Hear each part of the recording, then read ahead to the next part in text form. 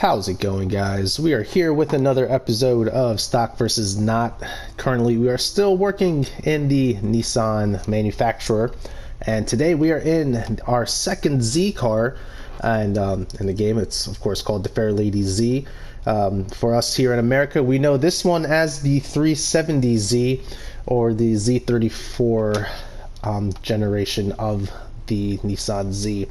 So let's hop into the car settings, see what we got going on here.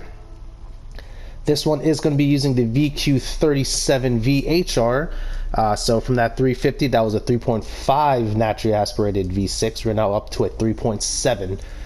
What does that mean for us? We're looking at 515 performance points, 331 horsepower, 269 foot-pounds of torque when just a little bit over 3,300 pounds. And still kind of close to that 50-50 weight distribution, 55% in the front, 45 to the rear. We do have that heavier engine in the front. As for tires, this car does come with sports hards. And taking a look at the stock alignment suspension settings, it is very trying to be neutral here, it looks like.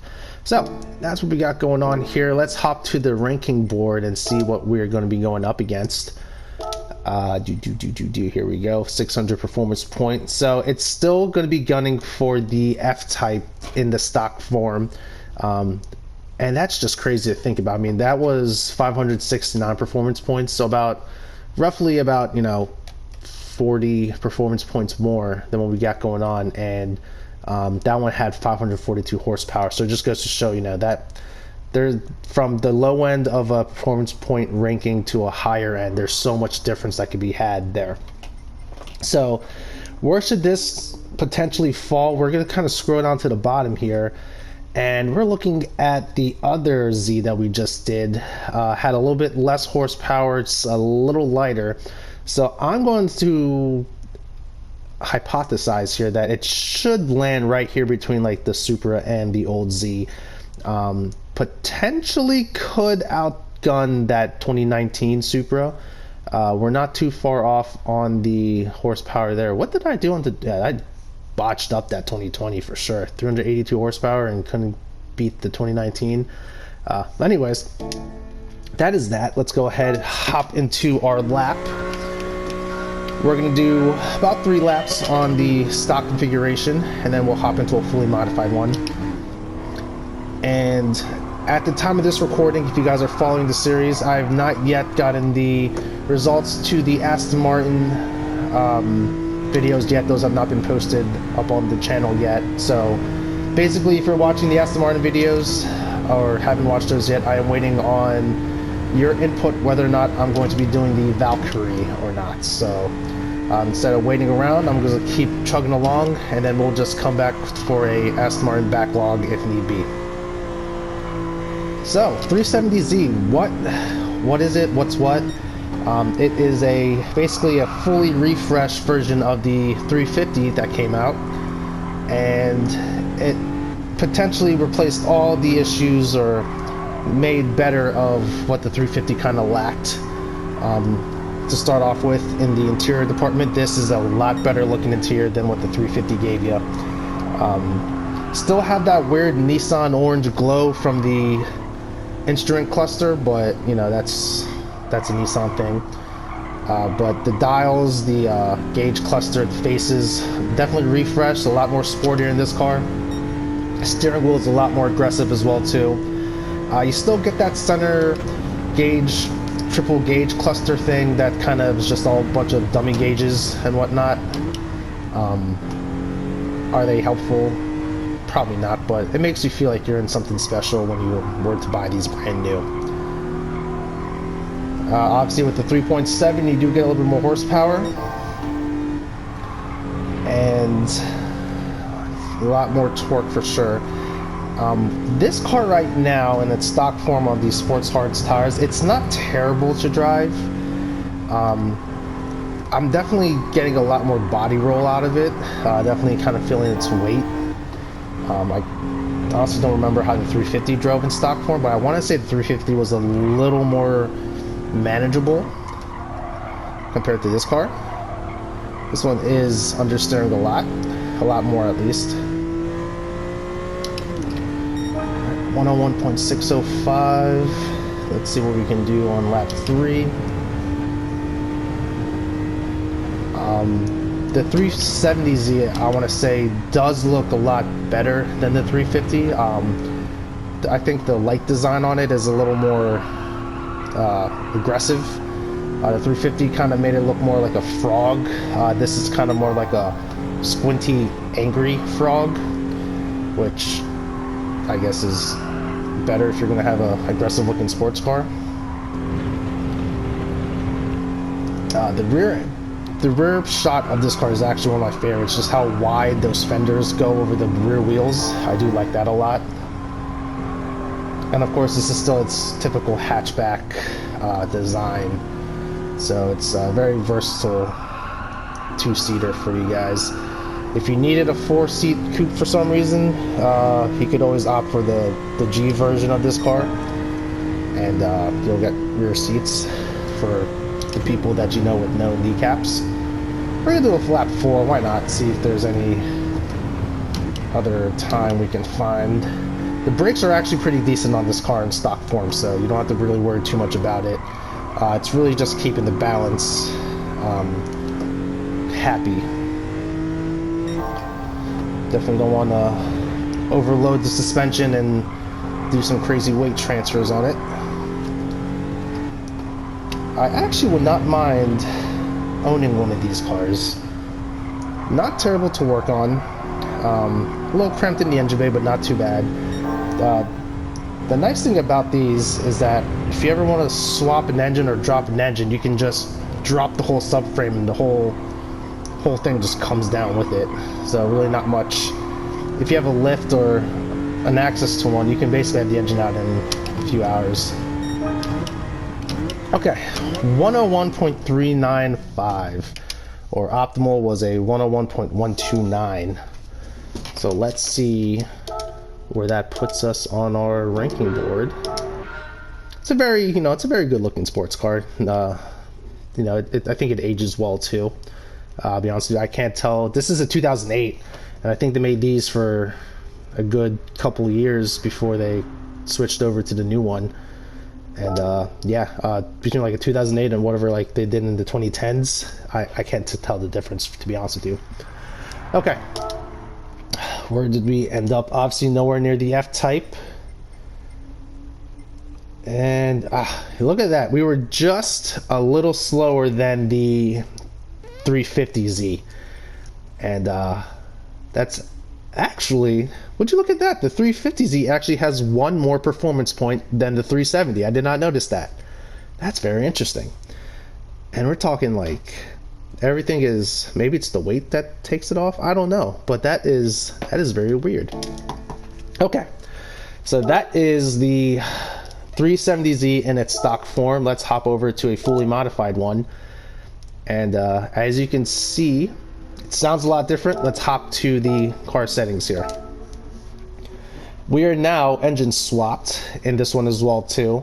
However, we're using a VK45 DE designated to the GTR, and I actually had to do a little bit of research on it. So VK45 is a V8, and it's actually, this one specifically was developed for their Super GT series in Japan. So I believe this one, if I'm not mistaken, this one went into like a 350Z or 370Z in Japan for their version of the touring car series. So it's basically a race car engine that went into this, and it was weird, like they didn't opt for the R34 or R35 GTR's V6. They wanted to put a V8 in there. Again, don't know why, but very cool nonetheless. So what does that mean? We're at 780 performance points, 840 horsepower, 616 foot-pounds of torque. We did cut down on the weight, 2418. And if you look over to the right, here are my settings for the suspension, the fully customized differential, aero, and I really didn't do any tweaks to this or to the transmission. It drove as nicely as it did with that, so I'm not gonna mess with the gearing. That's all you got going on here for that. There was no engine tuning options for it, and just the weight reduction. All right. Let's go here. Go to our 800 performance point leaderboard. That is currently held by the Camaro SS. And did the other Z? Yeah, the other Z is on here too. That Z made 882 horsepower and weighed a little bit more. So this will be interesting to see if this is going to be faster or worse than that. We're higher in performance points than the 350. We are still down. We're down on power, but we are lower on weight. So again, this is going to be a very interesting comparison. Two totally different beasts when it comes to the engines and the setup. So let's see what we got. Of course, we do have sports or racing soft tires. Actually, before we start, I do want to make a point here. So when I was looking up what that engine was, it said that these engines do rev higher. So if you actually look here, it's revving, or it's idling at about 2,500 RPM, which is actually kind of cool that the game kept that note in there. So yeah, the race engine is idling at race engine idle RPMs. So nice little detail, Gran Turismo. I give nod my hat to you there. So let's see what we got here. For the fully modified version, we're going to do about 3 to 5 laps, see what we can get, depending on how clean my driving is. And yeah, we'll take it from there. This car is a lot faster with the aero and tires through the S's. And with a little bit of added power, we do get up to speed a lot faster.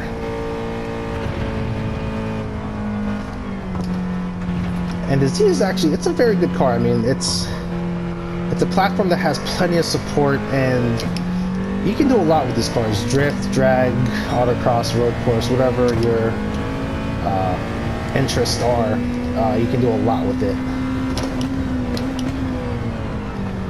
Opening lap was a 50.5, not bad at all. This might actually give our leaderboard some heat if I can get some decent laps out of it. Let's see what we can do. I'll be very surprised to see if an 800 horsepower car beat out our 1700 horsepower Corvettes and Camaros.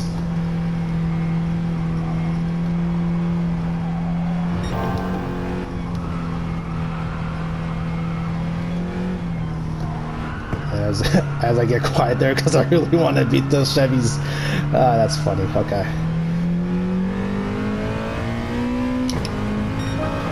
49.862. That's only on lap 2. Let's see what else we can get out of this thing. Yeah, this car is very good on brakes in both stock and modified forms, so I will not see any issue, you know, with braking on this car.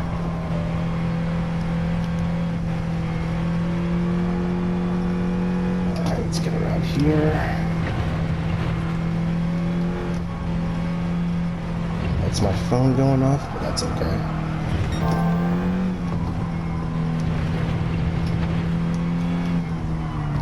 Oh, well, understood there. We messed up that lap. It's okay. We still have 2 more left to do something.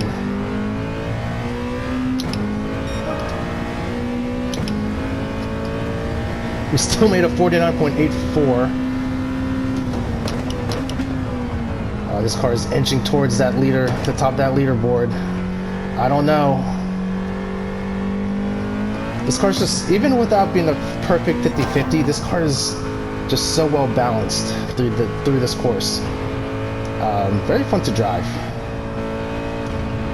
And I think I said it about the 350. It's very, you know, with the Toyota, like the GT86 FRS, it's almost nimble like that. Maybe not as light, but it feels very composed to be able to, you know, come through these turns.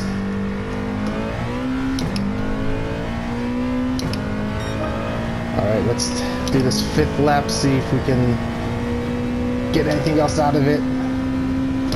Let's see if we can break at the 100. No, are we doing it? Nah, we're not gonna do it. Okay. It was worth a shot. It was worth a shot. I just wanted to see how good those brakes were. Alright. And our optimal right now is basically where we are at the moment, just by a few tenths off. So I'm not going to sweat it. Let's just wrap up lap 5 and head back to our leaderboard.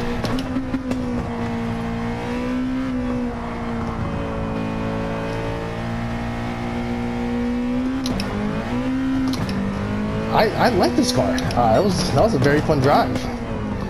Very fun. I like it. Very, very usable and not overwhelming at all.